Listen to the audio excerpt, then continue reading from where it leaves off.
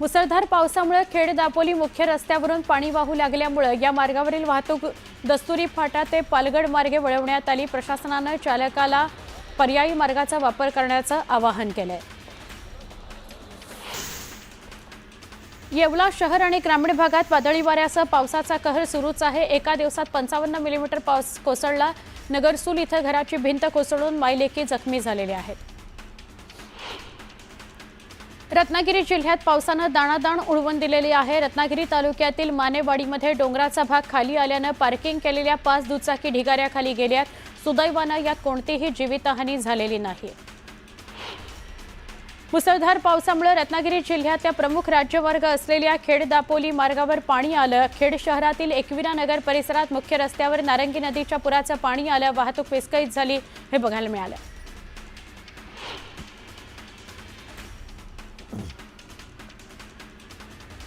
मंडणगड शहरातील नागरिकांच्या घरात पुराचं पाणी शिरलं। महाड अंबडवे या राष्ट्रीय महामार्गाचं काम सुरू असल्याने तुळशी घाटात दरड कोसळण्याचा धोका वाढलाय। सध्या तुळशी घाट हा वाहतुकीकरता धोकादायक बनलाय। गुहागर तालुक्यामध्ये पावसाने थैमान घातलंय। सर्वत्र पाणीच पाणी साचलंय। नव्याने बांधलेले रस्ते उखडून निघालेले आहेत। पावसाचा जोर ओसरला असला तरी रस्ते वाहून गेल्यामुळे दळणवळणाच्या साधनांवर मोठा परिणाम झाल्याचं बघायला मिळतंय। मुंबई शहर आणि उपनगरात पुढील 48 तास कडकडाट गडगडाट आणि मुसळधार ते अतिमुसळधार स्वरूपाचा पाऊस पडण्याचा अंदाज वर्तवण्यात आलाय। त्याचबरोबर ठाणे, रायगड, पालघर या जिल्ह्यांना येलो अलर्ट जारी करण्यात आलाय। कोकणात विशेषतः रत्नागिरी आणि सिंधुदुर्ग जिल्ह्यात अतिवृष्टी होण्याची शक्यता वर्तवण्यात आलेली आहे।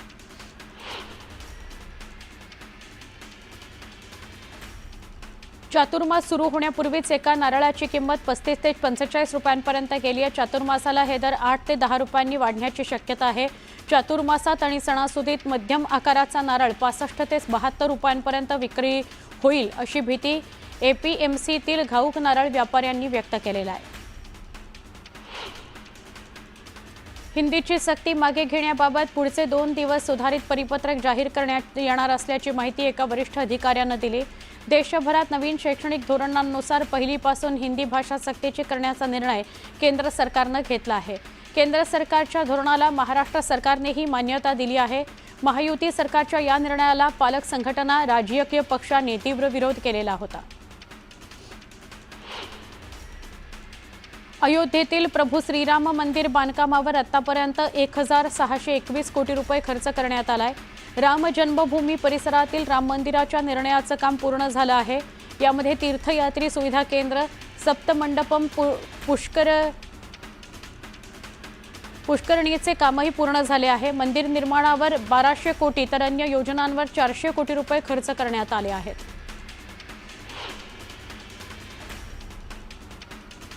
पिंपरी महानगरपालिकेची संगणक प्रणालीच्या देखभाल दुरुस्तीसाठी वेबसाईट आणि ॲप सोमवारी सकाळी 6 पर्यंत बंद ठेवण्याचा निर्णय घेतला गेलाय। त्यामुळे नागरिकांना प्रॉपर्टी टॅक्स भरणं, जन्ममृत्यू नोंदणीसह इतर सर्व कामं पुढील 2 दिवस करता येणार आहेत।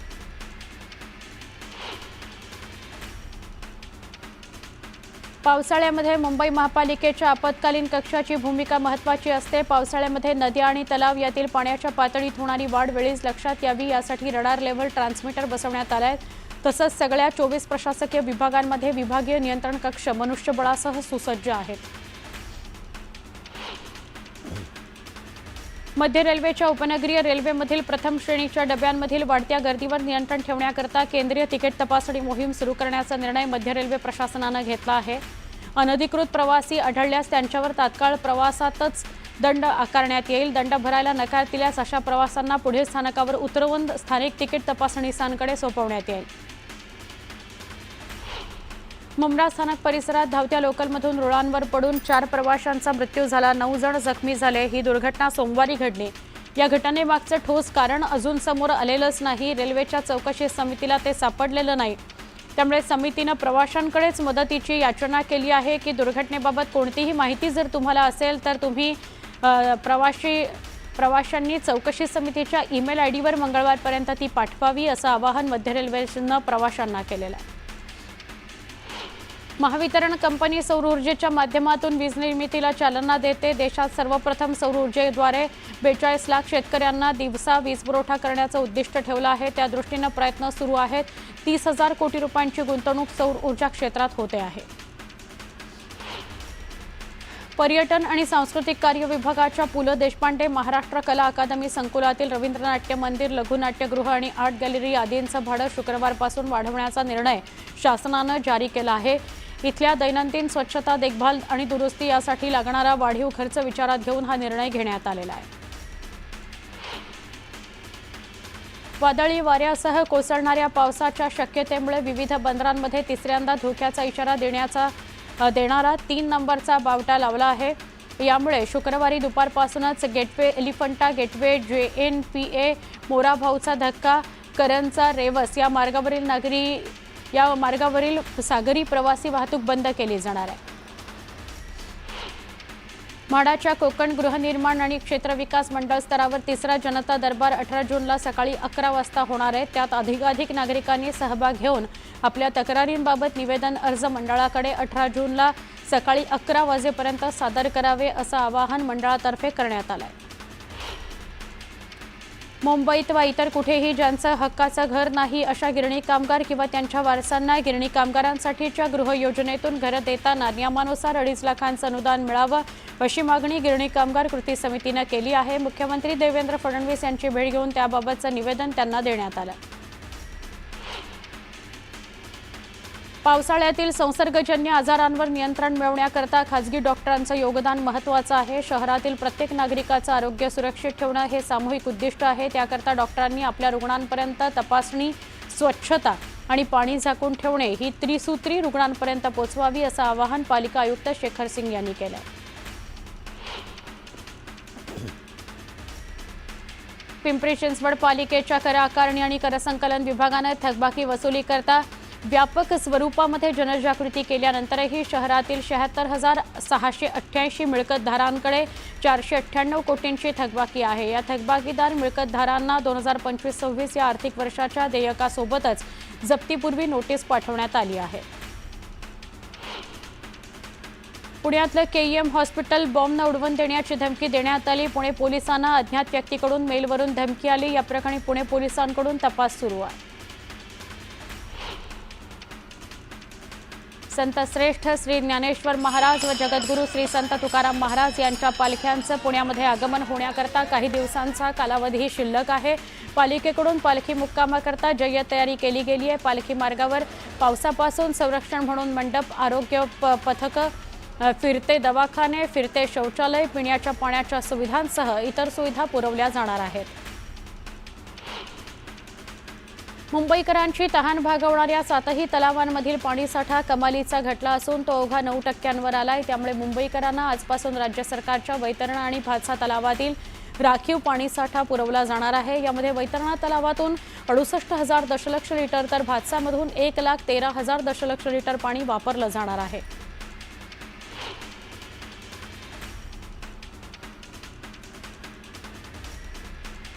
गेल्या वर्षभरात झालेला जल अभियंता खात्याचा आस्थापना खर्च, प्रशासकीय खर्च, प्रचालन व परीक्षण खर्च, विद्युत खर्च यांची माहिती सध्यापर्यंत उपलब्ध झालेली नाही। त्यामुळे सोमवार 16 जूनपासून होणारी पाणीपट्टी वाढ आता लांबणीवर पडणार आहे। भाडेवाढीनंतर प्रवासी संख्येत 3 लाखांची घट झाल्याचं बेस्टनं जाहीर केलं, पण प्रत्यक्षात हा आकडा 5 लाखांपेक्षा जास्त होता।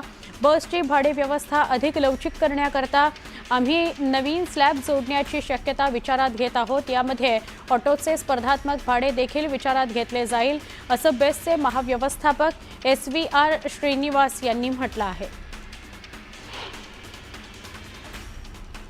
पुणे शहरात पीक अवर्स म्हणजेच गर्दीच्या वेळी महिलांना PMPL बसमधून प्रवास करताना येणाऱ्या अडचणींचा विचार करता PMLA प्रशासनानं 19 मार्गांवर महिला विशेष बसेस सोडण्याचा निर्णय घेतलाय।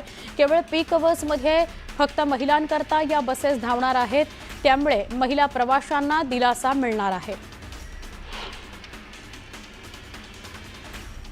नवी मुंबईत होणाऱ्या बांधकाम प्रकल्पांना परवानगी देणारा नगर रचना विभाग प्रभावी असणार आहे। मलनिस्सारण खातं तसंच स्थापत्य विभागात मोक्याच्या ठिकाणी बदली मिळावी याकरता प्रशासकीय प्रमुखांवर वेगवेगळ्या मार्गाने दबाव आणला जात असल्याची चर्चा सुरू असते।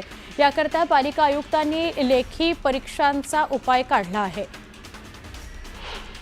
मुंबई उच्च न्यायालयाच्या आदेशानंतर ठाणे महापालिकेच्या शहर विकास विभागानं शहरातील नाविकास क्षेत्र आणि हरित क्षेत्रात झालेल्या अनधिकृत बांधकामाचा सर्वेक्षण सुरू केलं। सर्वेक्षण करून 2 दिवसात अहवाल सादर करण्याचे आदेश संबंधित अधिकाऱ्यांना दिले गेले।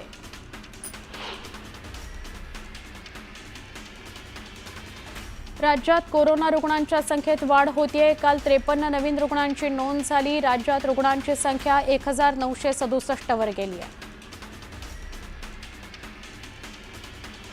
नियम धाब्यावर बसवून पोखरण्यात येणारे डोंगर, बेसुमार वृक्षतोड यामुळे रायगड जिल्ह्यात दरडग्रस्त गावांची संख्या 103 वरून तब्बल 392 पर्यंत वाढली आहे। ही धोक्याची घंटा लक्षात घेता आपत्ती व्यवस्थापन यंत्रणेनं ॲक्शन प्लॅन तयार केला असून दरड कोसळताच रायगडातील 90 गावांमध्ये सायरन अलर्ट वाजणार आहे। त्यामुळे गावकऱ्यांना वेळीच सुरक्षित ठिकाणी धाव घेण्यास मदत होणार आहे।